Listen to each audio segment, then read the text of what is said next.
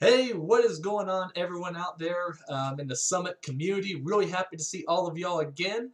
It's been a little bit while, or it's been a little bit since our last live stream. We talked a little bit about goals and resolutions for the new year.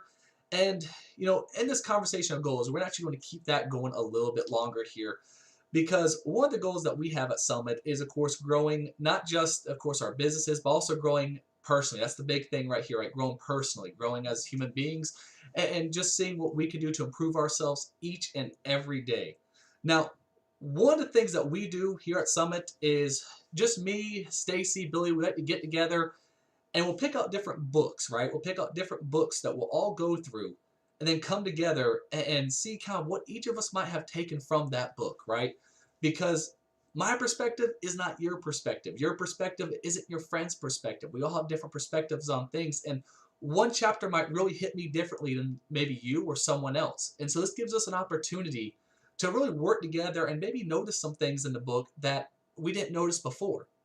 Now, this past book we went through together was The Compound Effect by Darren Hardy, a fantastic book that really goes to the idea how small steps can really make a big difference over a period of time. Continually making the right decisions can make a massive impact on all of our lives. So in this discussion today, joining me, as always, is, of course, Billy Nail and Stacy. Billy, how you doing? Doing good. How about you? Fantastic, fantastic. And Stacy? I'm always good, man. You know that. It's great. Living the life over there, right? Absolutely. Of course. Currituck, man. It's living that Currituck life. Well, what happened to all those sunrise pictures or sunrise videos you're normally posting on the channel? Lots of clouds, and right now I'm nursing a calf injury, and so my walking is somewhat limited. Well, hey, I already told everyone we were looking over The Compound Effect together. Billy, you're actually the one who actually proposed us to go to this book in particular. Is there any particular reason why? Yeah, this is, the compound effect is, let me hold it up again for our viewers to see. And by the way, the link is in the description below if you do want to purchase the book for yourself. Yeah, and I would highly recommend you purchase this book by Darren Hardy. It is the book that has really added a lot of value to my life and learning how to develop habits that make a difference. And let me just kind of give you the synopsis or the theme of the book. And this is found on page 5 of the book, but it says the compound effect is the principle of reaping huge rewards from a series of small, smart choices. And really, that is true for life. It is those small, smart choices that we make. And then once we've made the right choices, if we just put them into habits, develop habits that help us to accomplish those choices and help us to accomplish our dreams, our goals, our visions, it makes a radical difference in our lives. And so it's a book I highly recommend to anybody and everybody who wants to go to the next level in their life. Great book. Yeah, and going through it, I noticed a lot of different things that I don't really think I noticed before. But real quick, Stacy, kind of what's your input? I know you said when we started reading this book, the first thing you said was, "Oh yeah, fantastic book. I read it before." What was kind of your take on it, at least when you were first going through it? Well, for it just kind of, it's very complementary to other things that you and I were studying at the time when it first came up. So we were doing our guided study of Think and Grow Rich. I was doing a guided study with another mentorship group on a book called Atomic Habits, and this one it's so much is right in line with the other things that we were studying at the time. And when we first started Summit, we set as a goal and a basically our mission statement for Summit Mentorship was to help us all raise our awareness. And once we could raise our awareness, that's how we grow. And that's how we, can become more than what we are today. So we have to start by increasing that awareness. And a big part of what the compound effect is being aware of what you are aware of, being aware of what you're thinking, being aware of what's around you, being aware of the people you're surrounding yourself with. And so it just fit really well with the other things that we were studying at the time, and it really breaks it down. I like books that are an easy read. It's an easy read. It's not one that's a lot of times the best things in life and maybe the most impactful or can be very simple, and it doesn't mean it's easy to do. It's easy to understand, easy to read, easy to get through. Actually taking the action steps are hard. That's the way life works. But this is very easy to get through. It's very easy to understand, and it's laid out in a very nice way. So it kind of guides you right through the process of starting to reap the rewards of building better habits. And so I just thought it was very complimentary to a lot of things that we were studying at the time when we first started Summit Mentorship. Yeah, and for everyone out there, the book really is a fairly quick read. It's pretty thin. It's only about, I think, 150, 160 pages, so it really didn't take long at all to go through. I mean, within just a couple of days, you can kind of go through almost a whole book. But with the book, a big portion of it is talking about those small choices, right? Those small choices that we don't even think about sometimes day to day, and how those choices can have major effects going on into the future. Just kind of, well, as the book says, compounding on one another, and until the point where 10 years in the future, you would not even recognize where you started with. With those small choices, Billy, what are some examples that you can think of, maybe either in your personal life or some things you've noticed that really are those kind of small choices that people can start to make to start changing their lives for the better in the long term? Well, a lot of the times when we think about choices, we have choices that we intentionally make, but we also have choices that maybe they're unintentional. They're choices that we've just kind of gotten in the habit of doing. For example, spending so many hours watching TV at night, or spending, doing this and doing that. These are habits that we've kind of gotten into that we didn't consciously make a choice to do it, but over a period of time, it's just a habit that we have formed that are not necessarily the best habits if we want to grow, if we want to succeed. And so as I read the book, and fortunately I've been listening to Darren Hardy and his Darren Dailies for years, and his podcast, and couple with other leadership folks like Maxwell and others, I've put some of these habits already into practice. But one of the things that really cemented for me was after I read his book, I sat down and just I made a list of intentional things I wanted to do for me to go to the next level in my personal life and my professional life. And so, for example, I made the decision, I'm only going to watch about 30 minutes of news a day, and that's it. I got into the bad habit of watching 30 minutes to an hour of news in the morning, and then watching news at lunchtime when I'm eating lunch, and then watching, an hour and a half of news in the evening. And then, looking at news during the daytime. And I'll be honest with you, it was messing my mind up. And it was putting all of this negative thoughts in my mind. I found myself during the day kind of dwelling on it. And so I made the decision, I'm cutting that out. I'm cutting it down to 30 minutes of news a day. And that's one of the things I made the decision to do this year. And it has already made a huge decision. The other things that just decisions that I have made, for example, I'm getting up earlier. And the purpose of that is, to be able to spend time early in the mornings, doing my devotion time, doing my thinking time, doing some reflection time, reading, growth time. And so those are intentional decisions that I have made that have already made a big difference in my life. It's forming those habits of doing that each and every day, though. And it does. Those small steps, small decisions done every day really do compound. So I think in the book he calls it a media diet or a news diet. I don't quite remember which. It's one of those two. About that whole idea of, let's face it, right now especially, we have tons of negativity, and really in every form of media we look to these days. And it can be good sometimes to really drop that off, really kind of look at the world that's immediately around us, look to our family, look to our friends, just walk outside, breathe in some fresh air, really just kind of detox from all of that, basically, in a way. Yes. Because you're right, those little moments it can change our minds. It can really kind of warp the way we start envisioning the world.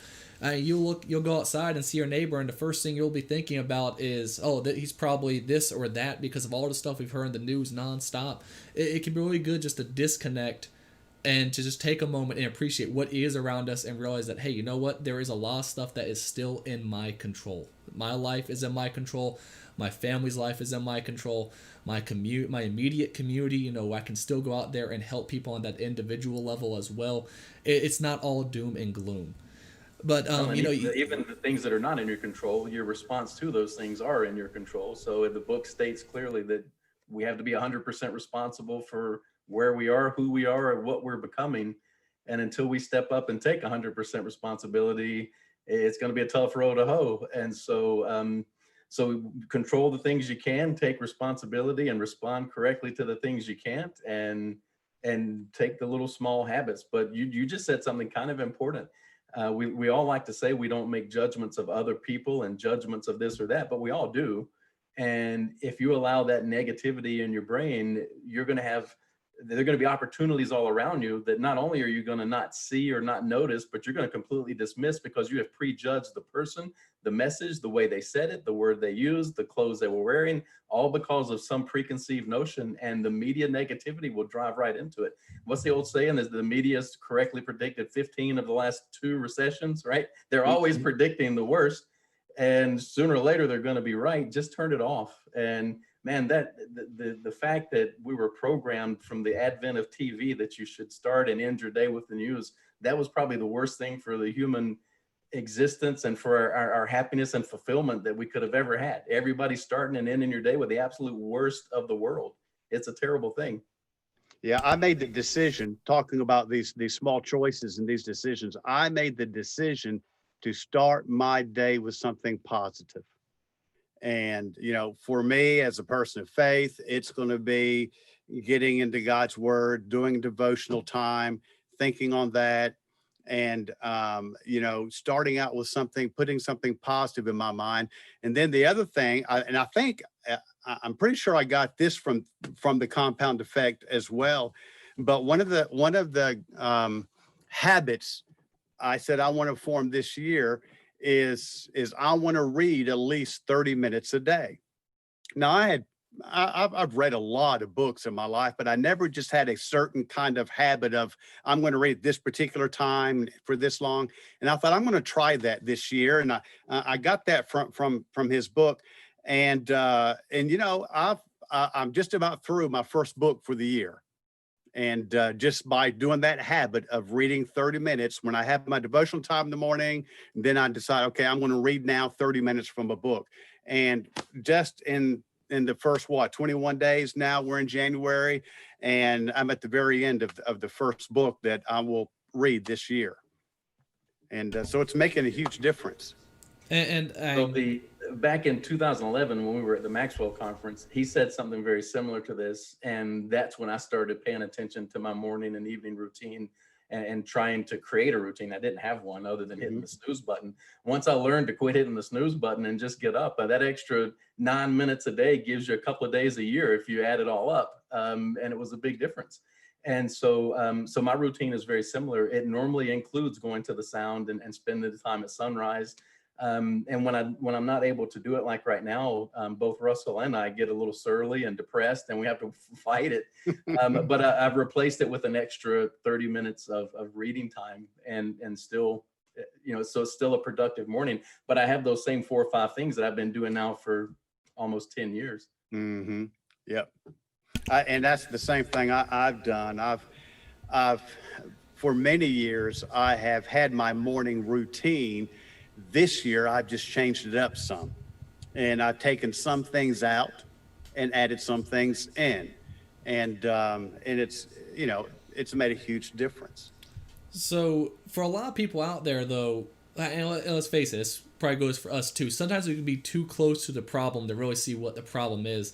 What are some of the ways that at least y'all have found to actually identify those negative habits that are in your life, right? Because just as we were talking about how good habits have a compounding effect and can lead us higher and higher and higher over a long period of time, if we took just the alternate route and just had a couple of negative habits that continued and continued and continued, we'll go lower and lower and lower to a point we don't even recognize. So how do we really identify some of those negative habits? Because it seems like a lot of those negative habits, I can say, yeah, me watching TV this amount of time, is that really a negative habit? I mean, I'm just decompressing after a long day of work, right? So the big thing is right in the book. Hardy says keep a log of what you're actually doing so that you can see. You got to do a baseline of where you are and what you're doing and what you're achieving, and watch where your time goes. I believe if you just keep a log of your time for a week, you're going to be shocked at how much time you're wasting in a lot of different ways. That's how I learned. It was keeping a log. The way I learned how much time the snooze button was killing me. And I said 9 minutes. I wasn't just a 9-minute guy. I was a let me hit it a few times guy. And so, I mean, that's days out of the year when you add all that time up. And man, it's just not that much time to waste. But I believe if you keep that log, that'll tell you where your time is going. And I don't know that we get too close to know what our negative habits are. We know what they are. We just haven't gotten to that never again moment that makes us ready to stop them. I sent you a text yesterday, James. I told you what I was doing. I've been kind of depressed because I'm injured and can't run. I had a craving for brownies. I baked a big thing of brownies and ate brownies and ice cream. I don't think that's not a good habit for me. But I like to cook, and sometimes when I get down, that becomes my go-to. So as I was kind of reviewing some of the things in the book this afternoon, I was like, you know what? I think I'm going to have to be careful how I use food as a crutch and as a soothing my emotions in my life, because I've eaten a lot of brownies over the last 2 days, and it's probably not good when I can't run or work out. But I think a lot of times we know it's not hard to know that you're watching too much TV. It's not hard to know that you're watching the news. We know that the gap between what we know and what we actually do is ginormous. We know what to do. We just don't do it. We know to eat right and exercise more. We don't do it. We know what the calories in that brownies and ice cream are. We still eat it. We know these things. What we have to do is get to a point of never again, and then taking those small steps.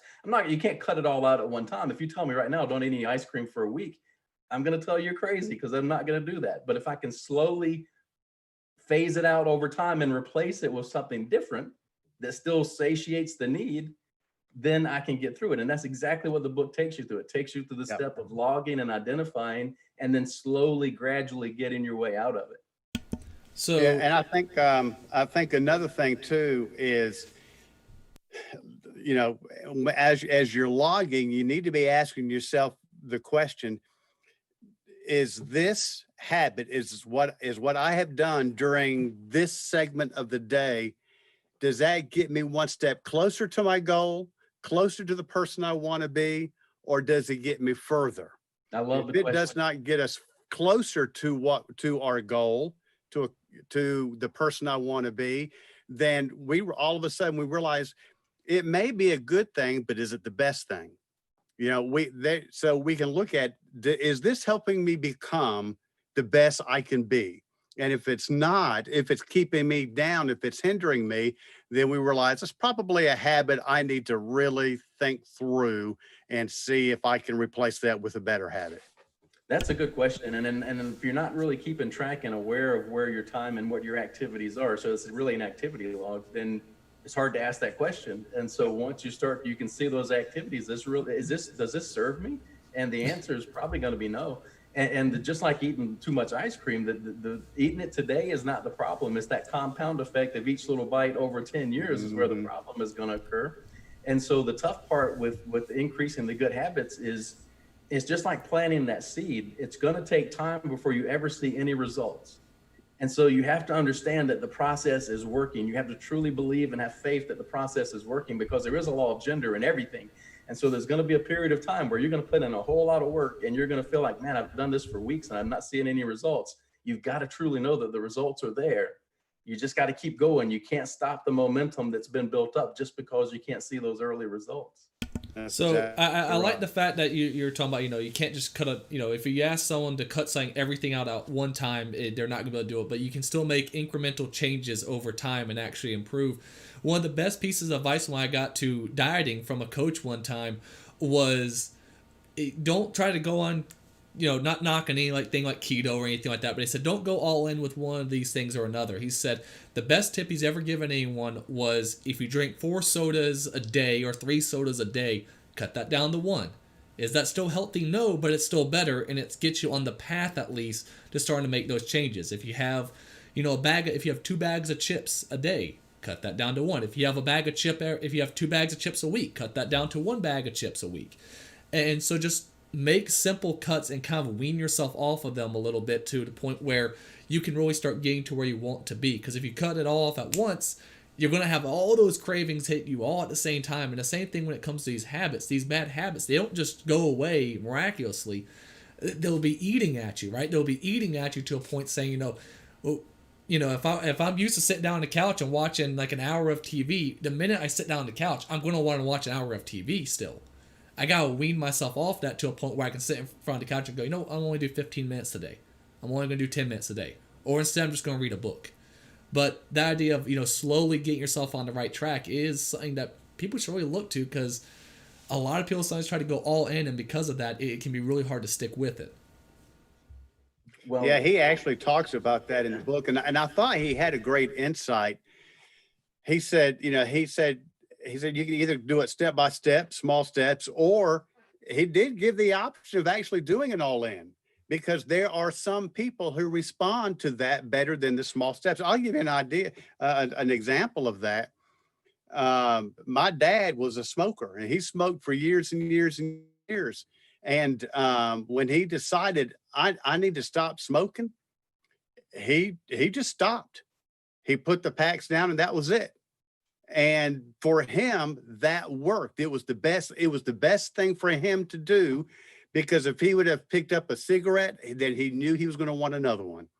So for him, the best thing to do. So I think you have to know who you are and what is the best process for you as well. Yep.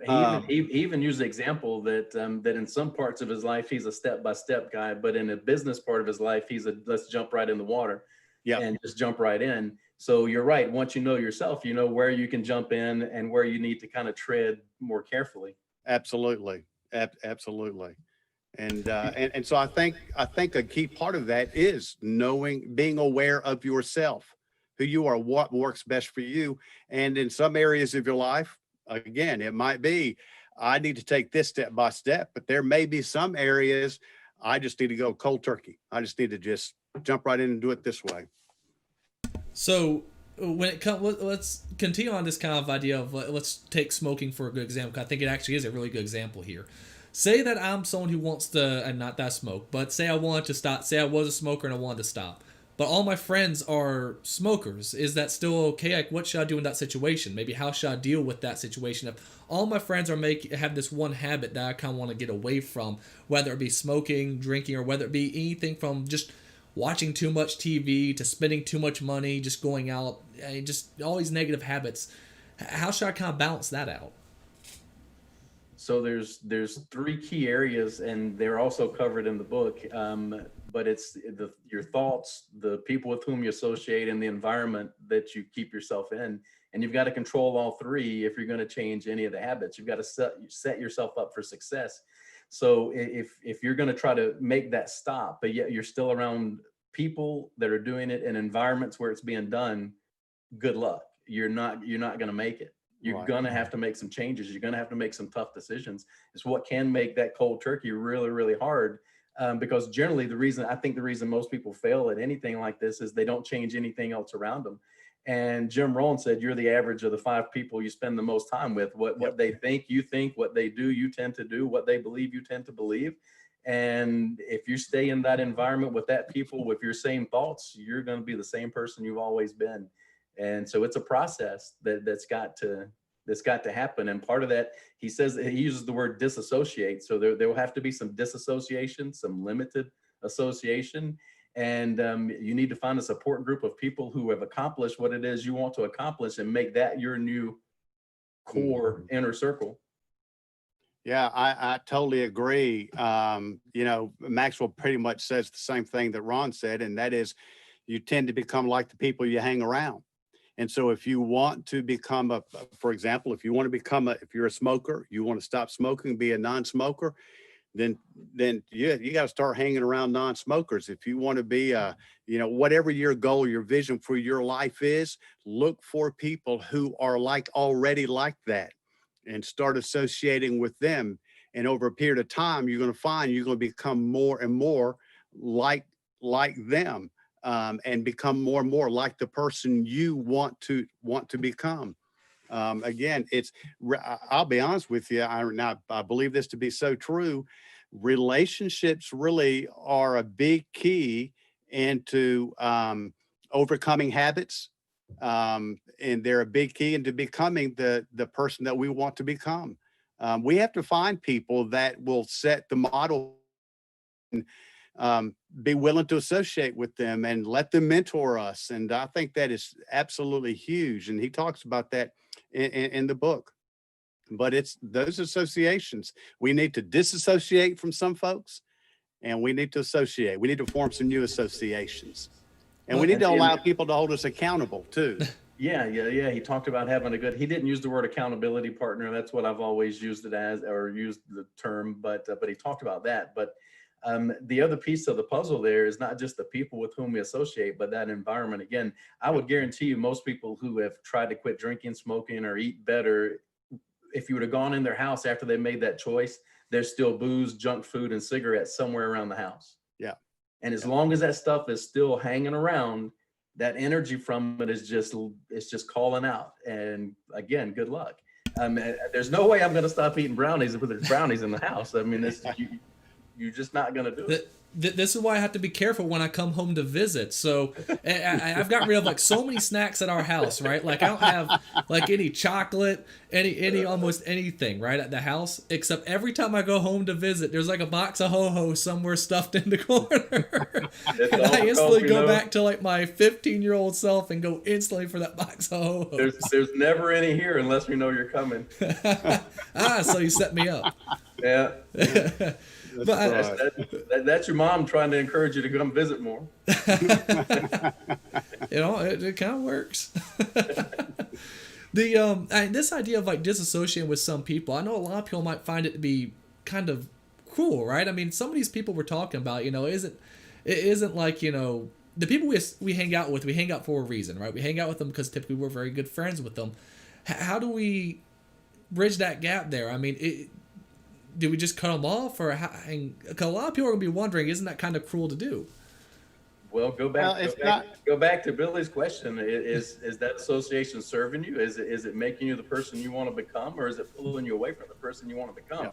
And it's not that you stop loving the people or you stop caring for them. It's just you stop letting them be the driving influence in your life. And so maybe there's some people that that wouldn't be bad for a canoe trip on the weekend, but you can't let them pour into your life when you're trying to make major decisions like stopping something that's critical to stop, or a business decision. And if we've talked about this, James, if you're the most successful person in your group of friends, you need to get a different group of friends, because you're not going to Exactly. grow. That's exactly right. And again, Stacy said it right. It's not like you sever that relationship. I mean, as kind of we were talking before we started the program, but one of the things I tell folks, and I've actually said this from the pulpit to my church folks, if you're the kind of person who is negative and whining, and you're pulling, you're just always pulling people down, and you're always complaining, I want you to know I love you. I'll be here for you. I'll serve you any way I can, but I'm not hanging around you, because I need people in my life who will lift me and not push me down.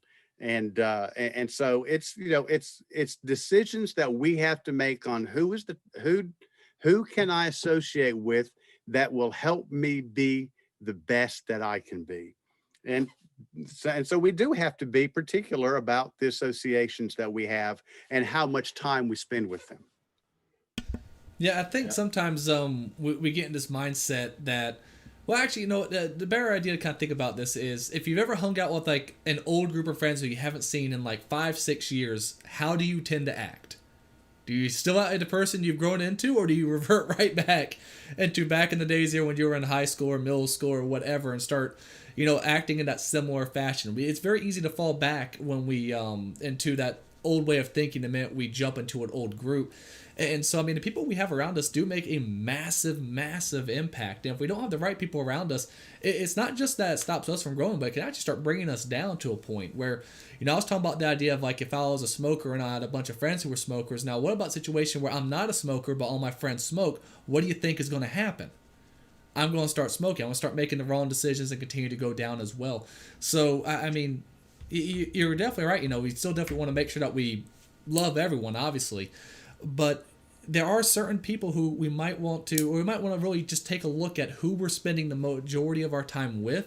And is it really, because if it's helping us, it's also probably going to, if they're the right people, we're going to be helping each other too. So it really is a give and take there at the same time. Back with the, idea, just the book itself and the idea of the compound effect.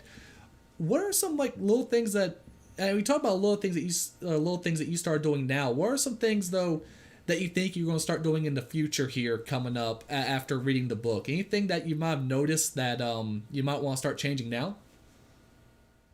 Well, we're still kind of at the time of year where we're looking back and looking forward and kind of setting goals, or at least I am. I'm still, there's a few things coming up in this calendar year that I'm not quite sure where they're headed or where I'm going to land. And so so a big part of what I took from the reread of the book just in the last couple of days is I need to find those things. And so the big one for me is going to be the added time. So part of my morning routine this week has become more time reflecting, just to make sure I understand what the baseline is, and more time working on the goals. So I've set my goal to have my goal completed by the end of the month. And so I'm spending a little more time each day in reflection and where I'm trying to go. Still some questions about where things may land and where things may lead.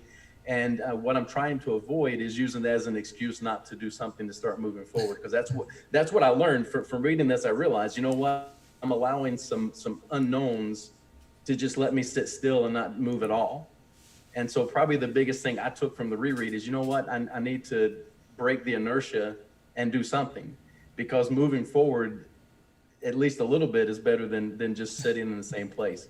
And so I think that was probably the biggest eye opener for me, as I realized I've kind of let inertia take over when I should be moving forward, even though I still have some questions. Yeah, I think, as a matter of fact, I was talking with my leadership team the other day, that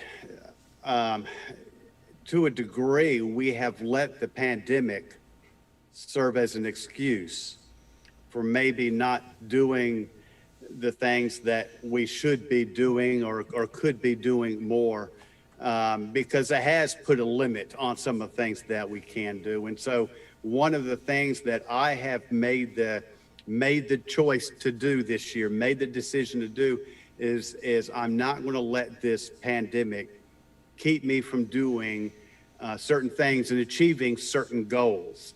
What is that going to look like? I don't know, because I don't know how long we will be in this pandemic, how long we'll have these restrictions. I'll just give you an example. One of my goals for this year is to refill our church. I mean, to really see it full again. Now, I don't know when I could even start that, because we're closed, but I'm not going to let this pandemic keep me from reaching out to more and more people, making more contacts, making more calls. If I can't see, like right now, I can't do a lot of in-person visits and going to speak to people face to face because of the situation we're in.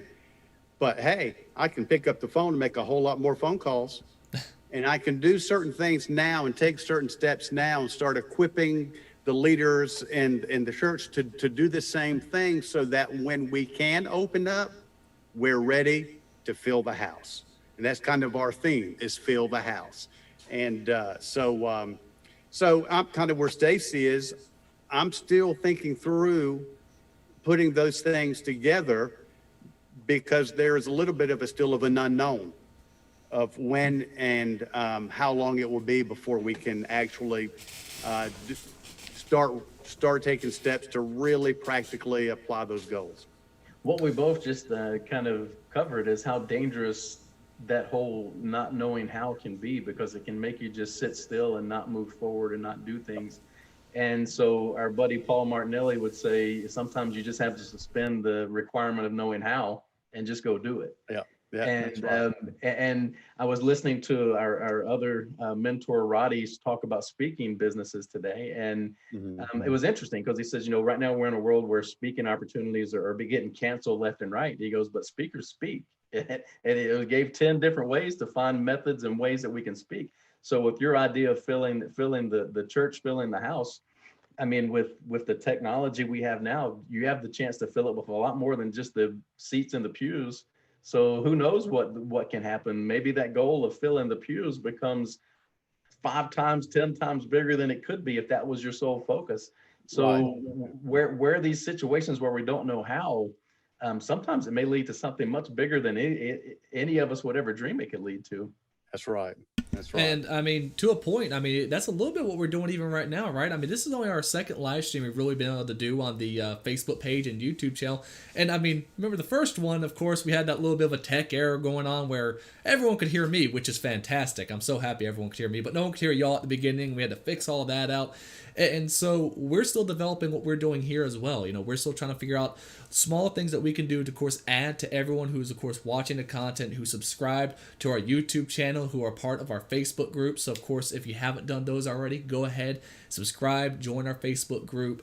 We want to try to offer as much possible. So we're actually starting up a lot of different things here in the future that we're starting. We're not entirely sure where everything's going to go just yet, but we're starting to put together a lot more of the pieces. And just like you said, just let's go ahead and get started. Let's go ahead and start moving forward, because those little things really will make a huge difference in the end. So for everyone out there who's been watching, really thank you so much. And of course, leave a comment below. Let us know what are some of the goals that you want to try to change. What are some habits that you want to change in your life as well. And of course, like the video, share it out. That's how stuff like this grows, right? It really grows through sharing this stuff out to other people. So share the video, invite people to the page, subscribe to the channels, and we cannot wait to see you in some of our more future videos.